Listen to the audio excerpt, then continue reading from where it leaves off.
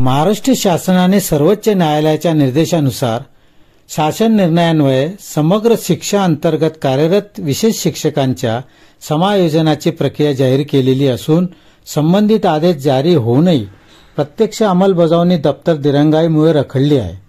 त्यामुळे 86 विशेष शिक्षकांवर मोठा अन्याय झालेला आहे।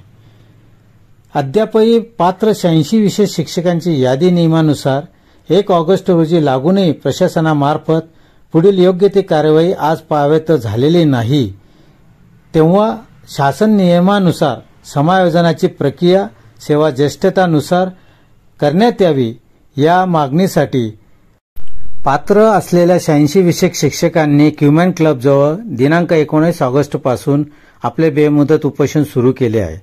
यानंतरही जिल्हा परिषदेच्या प्रशासनाने या संदर्भात ठोस निर्णय घेतला नाही तर सदरचे आंदोलन तीव्र करण्याचा इशारा देखील विशेष शिक्षकांनी प्रसार माध्यमांशी बोलताना यावेळी दिला। मी संदीप निकम, विशेष शिक्षक। माननीय सर्वोच्च न्यायालयाच्या निर्णयानुसार दिव्यांगांसाठी कायमस्वरूपी शिक्षक नेमणुकीबाबत जे 8 ऑक्टोबर 2024 चे शासन निर्णय झालेला आहे त्याला पोटनियम धरून माननीय आयुक्तांचे जे आदेश झालेले आहेत त्या आदेशानुसार प्रत्येक केंद्रासाठी 1 विशेष शिक्षक नेमणूक करावी असे आदेश झालेले आहेत। या ठिकाणी जे आयुक्तांचे आदेश झालेले आहेत त्यानुसार जे प्रपत्र अ-ब-क आहे त्या प्रपत्रानुसार सेवा ज्येष्ठता धरून एकूण जे धुळे जिल्ह्यामध्ये 86 क्लस्टर आहेत त्या क्लस्टरला प्रत्येक 1 शिक्षक समायोजित करावा असे आदेश झालेले आहेत। माननीय शिक्षणाधिकारी यांनी देखील 86 लोकांची सेवा ज्येष्ठतेनुसार यादी लावलेली आहेत। त्या यादीवर आक्षेप देखील नोंदवले गेलेले आहेत।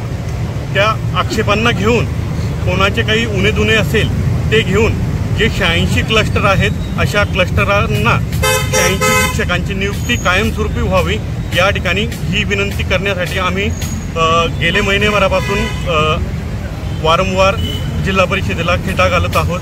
परंतु ती समायोजनाची जी प्रक्रिया आहे ती अतिशय विलंब पद्धतीने रेखाटली गेलेली आहे। या ठिकाणी आपणामार्फत एकच विनंती आहे की आम्ही या ठिकाणी आज दिनांक पासून 3 दिवस साखळी उपोषणाचा हत्यार घेतलेला आहे। त्यानंतर कायमस्वरूपी आमरण उपोषण या ठिकाणी करणार आहोत। आपल्या माध्यमातून प्रशासनाला हीच विनंती आहे की जी सेवा ज्येष्ठता यादी लावलेली आहे प्रपत्र अ-ब-क यानुसार त्यानुसार तात्काळ समायोजित आदेश व्हावेत ही आपल्यामार्फत विनंती आहे।